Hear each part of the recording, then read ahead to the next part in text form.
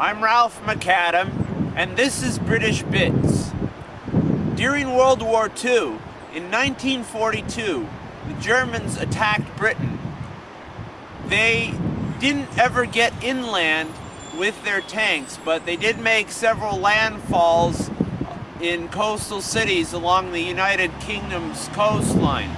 This town that you see behind me is one of those cities. It's called St. Mary's by the Bay.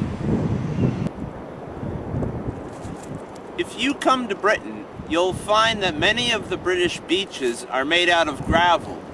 This is because the British Army replaced the sand in those beaches with gravel, so it was more difficult for the Germans to dig foxholes.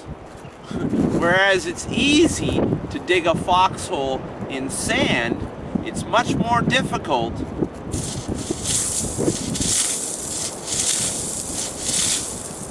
to dig a foxhole in gravel. During World War II, these concrete bunkers were used by the British Army to house cannons with which they fired at the German U-boats.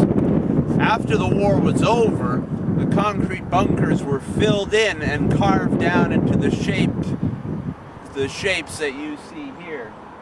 They did this because after World War II was over, they believed that there would never be another war. Boy, were they wrong.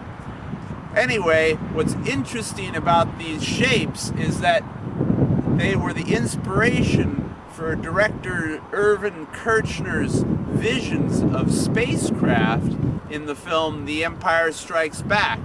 And these particular shapes inspired what were called the snow speeders.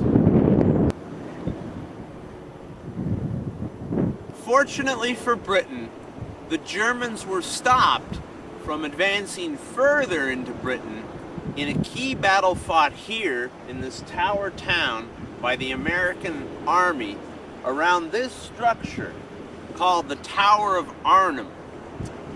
So it is today that you can go to the British coast and enjoy something quintessentially British, such as a thermos full of tea, instead of enjoying something German.